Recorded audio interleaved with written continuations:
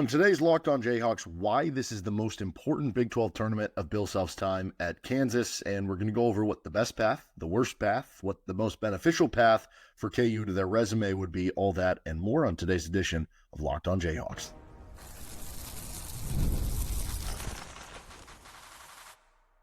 You are Locked On Jayhawks, your daily podcast on the Kansas Jayhawks, part of the Locked On Podcast Network, your team every day. What's going on? Derek Johnson here. This is Locked On Jayhawks. Thanks for making it your first listen every day. Thank you to the everydayers catching each and every show. And thank you for joining us wherever you get your podcasts or on our YouTube page. On today's edition, we're going to be breaking down why this is the most important Big 12 tournament for Bill Self at Kansas, and also what the best and worst paths could possibly be for KU among the possibilities of who they could play.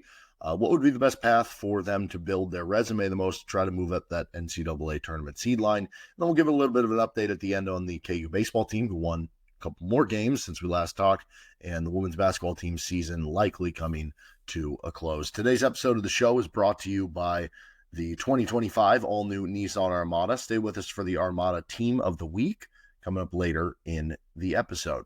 So Kansas in the Big 12 tournament will be playing on Wednesday night. They get a first round bye, but they don't get the double bye like the teams who are in the top four. And I think there's a real question if is this the most important Big 12 tournament that Bill Self has had in his time at Kansas? And it becomes difficult if you parse that out. Like, what does important truly mean?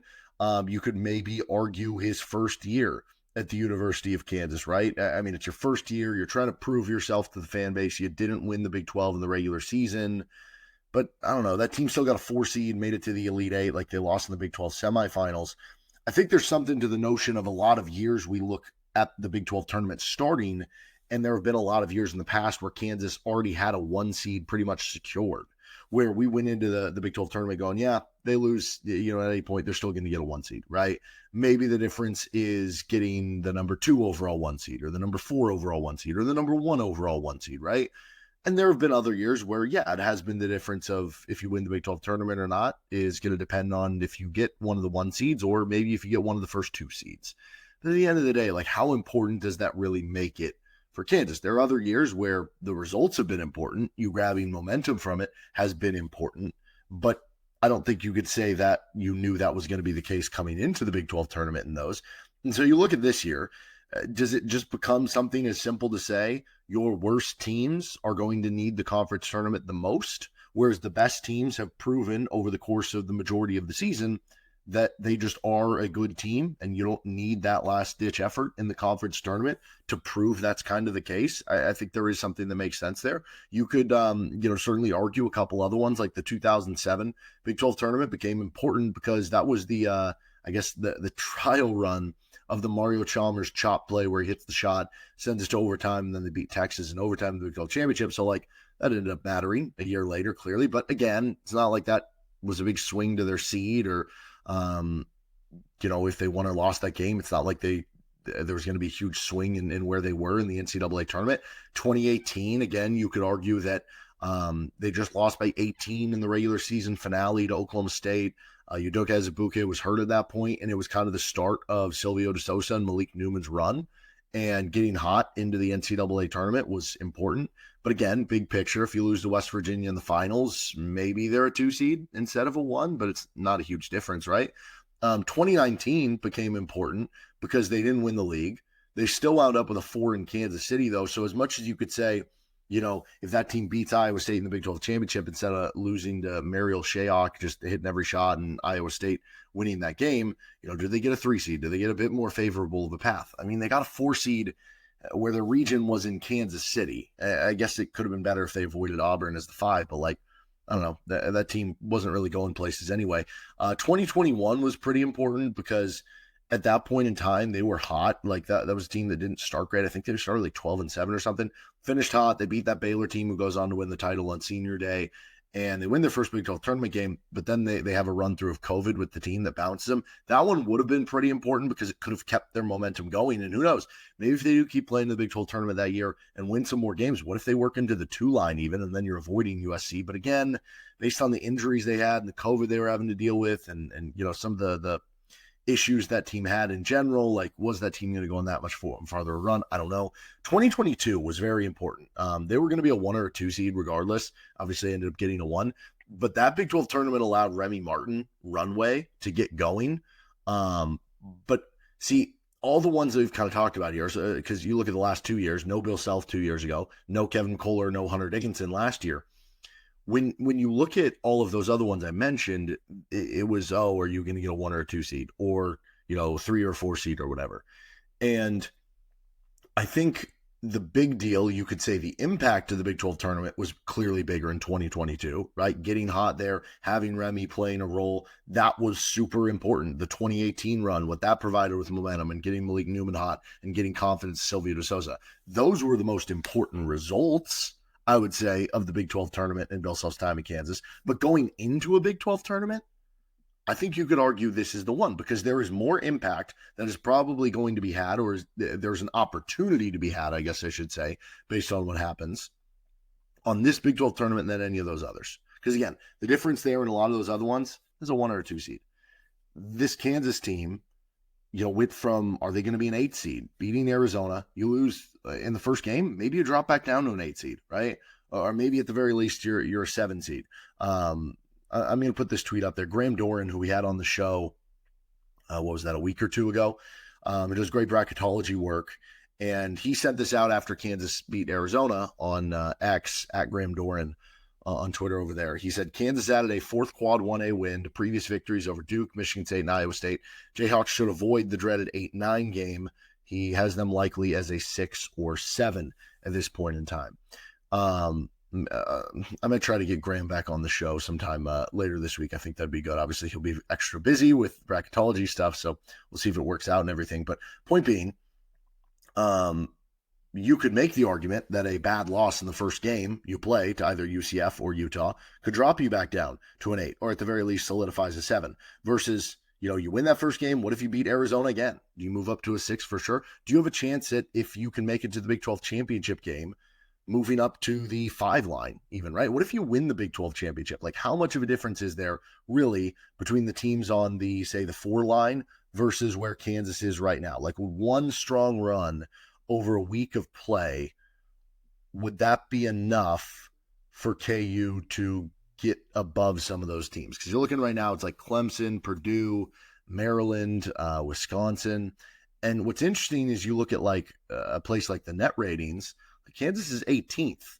So like, I know they don't view the net ratings as like a ranking tool. They more so view it as this is going to provide us the rankings to give the quad victories, right? And that becomes more important. But if you are looking at it from that standpoint, then they are closer to that 4-5 line, right? And then if you beat Arizona again, who is being seen as kind of on that 5 line right now, do you hop in front of them? So I think there's a wider range. Even if you think 4 is outlandish or 8 is outlandish, I still would say those are on the, at least, even if it's a 0.5 percentile chance of happening, those are on the outskirts of things. Even if you're just talking the middle range, which is 5 to 7 seed difference based on how you do in the Big 12 tournament, that is a wider line than we're used to with these games, where in years past, like, seriously, I remember some years when I was doing radio, like having conversations of, should they just sit guys, right? Not worry about, getting anybody injured, or should they just throw out some like ridiculous lineups, just like test it and see how it goes? Because that's kind of what it became. And Bill Self never operated in doing those things because he always wanted to win it. There was one year where Bill Self was like, well, if you're going to play in it, you might as well win it, right? Like, if you're competitive, you might as well win the thing, right? I think that is important. But this one it's a different level of importance because it's not the same ceiling of a team as some of those other schools.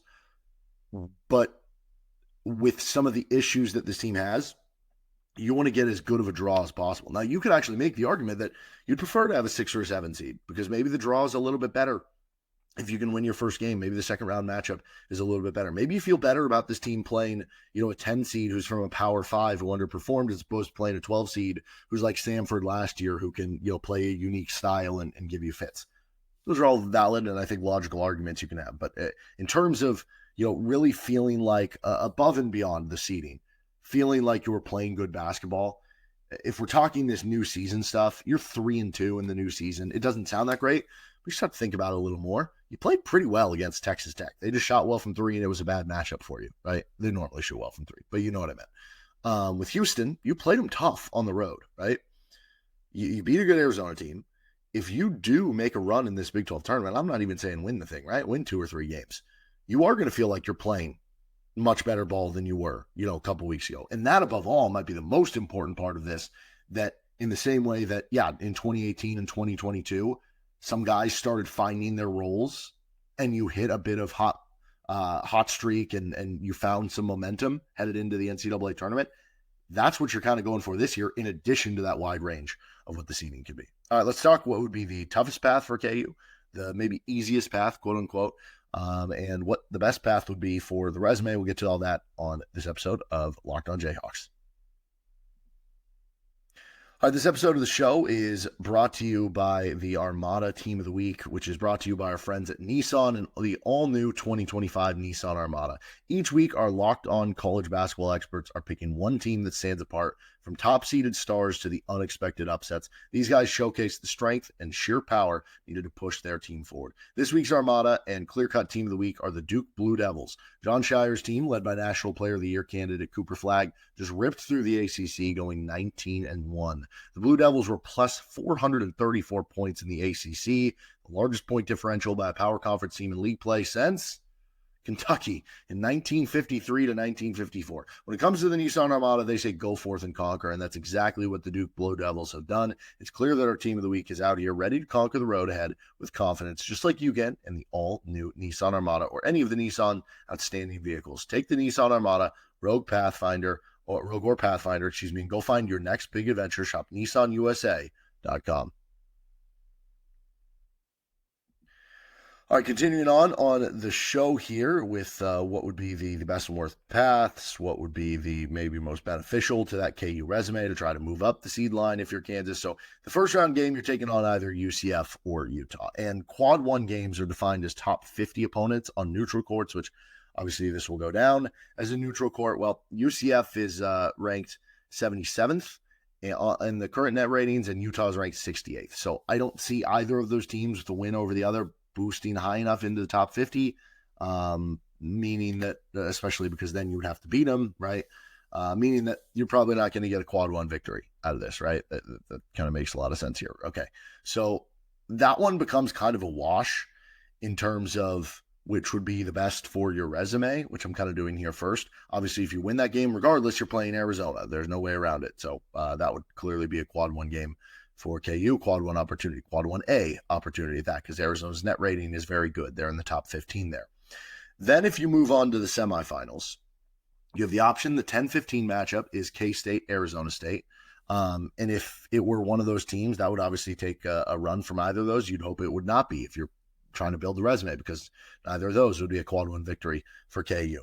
Baylor is currently ranked 31st in the net rating. So at that point, you wouldn't really care if it's Baylor or Texas Tech. In terms of resume, it would count as a quad one victory, but they have those quad 1A victories, which are like the premium of the premium, and that would be with Texas Tech. So if you're looking to build a resume, you just want the better seeds here in theory, and then, you would want to play Houston in the championship game, right? If you're just trying to build the resume, that would be what you're trying to do, especially if you got to the Big 12 championship game and found a way to beat Houston at that point when you had two close losses to them and then you had a win over them. That would look really, really good on your resume. And who knows, maybe that would be enough to move to that 4 line at the very least. I think that would get you to that 5 line.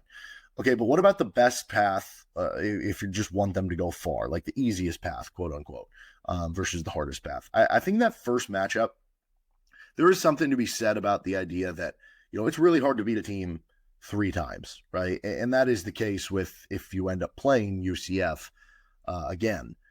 But I think you kind of got their best shot in a certain way in the game in Allen Fieldhouse. And then obviously you did not get that in the game that was down in Orlando. I think that was KJ Adams' first game back. I could be wrong with that. And he's playing, even better ball right now. I would say you would want to play UCF in that situation. Utah, even though you do have the factor that they don't have the same head coach when they beat you, and you'd have the revenge factor, and since beating you and since beating Kansas and Kansas State, they've lost 4 or 5 games. I just look at Utah as a team that stylistically going to shoot more threes, and I think I would rather play UCF in that situation. Then, obviously, again, you don't really have a choice with Arizona. If you do make it to the semifinal round, I mean, the obvious answer would be saying, oh, well, I'll love to take on the 15 seed Arizona State. I don't really think that's realistic. Is it even realistic to ask of Kansas State to beat Baylor and then Texas Tech? I don't know. Probably not. They did have that one really hot stretch back in what was that, like late January, early February, but rekindle that. So, like, if we're talking realistically, would you rather play Baylor or Texas Tech? This one feels definitely to me would be Baylor, right? I mean, they're a worse basketball team in general, but you were destroying them in the first half. You got destroyed in the second half, but like Texas Tech is I think, bigger matchup problem for you. I think Hunter Dickinson gives Norchad Omier more trouble on the offensive end if he is going at a high level than he does with JT Toppin necessarily. Like, I think the back and forth is a little bit different there. So, yeah, you'd be rooting for Baylor in that situation. And then at the top end of the bracket, like, realistically, who could get by? I think you're looking at either Houston, BYU, or Iowa State, who makes it out of the top. I mean, you just wouldn't want to play Houston from a standpoint of, like, they're the best team, but Kansas has played them close and should have won the first game. Whereas you look at the BYU matchup, that's a bad matchup for them. You look at the Iowa State matchup, okay, they beat them by double digits in Allen Fieldhouse, but they had some injury to Momcilovic, who did not play in either game, so that's a different version of them. Plus, you have the fan factor of Iowa State. I almost would most want to play Houston, just from a standpoint of, like, again, Houston is the best team of those. I don't want that to be taken out of context, but from a standpoint of this Kansas team, playing better against upper echelon competition, they've done that this year, right? They played well against Houston. They played well against Duke. They played well against Michigan State. The bigger the game has been, they typically have, played well in those games. And obviously there are exceptions to that rule, but I think that stylistically, like, I don't necessarily hate that as much as I hate the other two. And it would also go down as, like, the best loss or the best win, which would give you the best risk reward of that kind of possibility. So I think that would be the best possible lineage for KU. The worst would be, I guess, Utah and then Texas Tech if you beat Arizona playing in the semis, and then, I don't know, maybe a red hot Iowa State where their fans are, just sold out the play. I mean, BYU is really hot right now too. Like, that would be bad, but at least you'd have much more of the home court in the Kansas City matchup there. All right, we're going to finish up here a little KU baseball and KU women's basketball update. This is Locked On Jayhawks. This episode of the show is brought to you by Roy. Attention, Locked On Jayhawk fans. Ever wished you could directly support your favorite Jayhawk athletes and be part of their journey? Now you can with Roy, the NIL app that puts fans in control. Before Roy, NIL deals were often handled behind closed doors, and fans like you didn't have a clear way to direct support to the players you love. Now, with Roy, you can make a real impact and feel closer to the athletes representing Kansas. With Roy, you get to choose the player you want to support. You can decide how much you want to contribute, get exclusive content straight from the athletes you back. And the best part, if your player transfers, it's, not like, oh, I had a car for a year and then the car's gone. If the player transfers, you get your money back, So it's a risk-free way to show your support and make your voice heard. Support the favorite players directly and help shape the future of Kansas sports. Download the Roy app now from the App Store and start backing Kansas athletes the way they deserve, with transparency, trust, and real impact. This is the future of college sports. Just join it now by downloading Roy and supporting your favorite players with Roy. Finishing things up on this episode of Locked On Jayhawks with another update on the KU baseball team, who is just crushing it right now, as well as a season conclusion for the KU women's basketball team. So let's start with KU baseball. 14-1 at this point in time. Now, you're listening to this on Tuesday. They are playing on tonight, and then they're also playing Wednesday night. They're at Minnesota. It'll be a fun one on the road against Big Ten opponent. And interesting, I guess, as well, because KU's home run leader, Jackson Hauge, he was previously at Minnesota State Mankato, and I guess Minnesota let him get out of the territory and come to KU. Now he's leading them in home runs, so we'll see if he can do that in a bit of a homecoming for him. But after that, it is the Big 12 opener for KU. They're going to be at home for a 3-game set with Baylor. That'll be starting on Friday, and I think I saw on Friday night, which the weather is going to be fantastic I forget if the game's at 6 or 7, but they're going to be doing Dollar Dog Night. So, I mean, they've been getting great student support already. That'll get great support by everyone to get dollar dogs. Kansas has been killing it so far. Big 12 opener against Baylor. Really cool stuff of what the KU baseball team is putting together right now, and hopefully they can keep it rolling and, move on to the NCAA tournament. Meanwhile, for KU women's basketball, their season just came to a close. I guess it's possible. I don't know if they get into the NIT or something like that, but 16-14 records. So I don't know that I'm expecting that, but I guess that is possible. 6-13 against Big 12 teams, 6-12 in the regular season. They lost their first Big 12 tournament game against Texas Tech team, who was the lowest team in the Big 12 tournament to advance through the first round. So that wasn't great. Now, Kansas did have a lot of injuries. I guess not just to finish the season, but all season long, right? I mean, you start with Yvette Mayberry, who just missed the whole season after being a really solid player for KU the past couple of years after transferring in from Tulsa. And they had some injuries in the final game. They had some injuries throughout the season. I mean, it was kind of a mess with that. And unfortunately, it didn't feel like, I don't know, it felt like you wasted is too strong of a word, but it did feel like a little bit you wasted a year of Samaya Nichols with how good she can be. And she was, battling some injury stuff this year too. And obviously when you have injuries around the team, it's not always, somebody's fault. Sometimes that stuff just kind of happens, but they do have an awesome recruiting class coming in for this next season. So if they can blend that in nicely, if enough of those players are ready to go and ready to roll and ready to have an impact at a high level, you blend that in with what will be a junior year Samaya Nichols, who, already took a big step this year from last year, was already really good as a freshman, took a step forward this year. You expect another step next year as a junior. Some other returnees, you hope to get Yvette Mayberry back, right, if she can take a medical redshirt for missing the year. The big one is going to be, can they get a good center in the transfer portal? Because they didn't really have that. They're playing undersized in a lot of games this year. Can you go out and get that missing piece there? Because this is a team on paper that I think both in terms of outside expectations, based on the recruiting classes you're bringing in, based on the past couple of years at KU, where you have 3 straight, I guess, whatever year, like 2 NCAA tournament appearances and an NIT championship over a 3-year period before this year, the expectations have gotten a little higher, and I think the expectations rightfully should be for this team to make it to the NCAA tournament again next season. And so with certain pressures come certain expectations, or vice versa. I think they have the core of the roster to be able to get it done. And then I think the hope would be you make it to the tournament next year. And then 2 years from now, at what point would be a senior year Samaya Nichols, all this good freshman recruiting class would then be sophomores. I think the goal would be to make, win a couple games in the NCAA tournament, right? Because still looking for that second weekend run, so to speak. I know they got close in terms of, playing USC in the tournament last year and played them tight in that second round game. And obviously they were, playing neck and neck in the first half of the 2 years before that against Stanford. But I think that is the expectation. And there's no reason Kansas women's team can't be a powerhouse too. They have same facilities the KU does. And I think you're going to start to see that with Samaya Nichols already coming in, and some of this other freshman recruiting class that they have coming in. And now that they are getting rolling, and they have some of these tournaments under their belt, maybe some proof of concept, maybe those recruiting classes will be a little bit more often, as also they've benefited from some of these recruits being local in a certain standpoint. So big offseason for the KU women's basketball team. And I guess, like we said, maybe there will be an NIT or something like that. All right, that'll do it for this episode of Locked On Jayhawks. You can find our show anywhere you get your podcast. We'll be back tomorrow for a KU Big 12 tournament preview against whoever they play, Utah or UCF. We'll discuss tomorrow anywhere you get your podcast or on our YouTube page. See you then.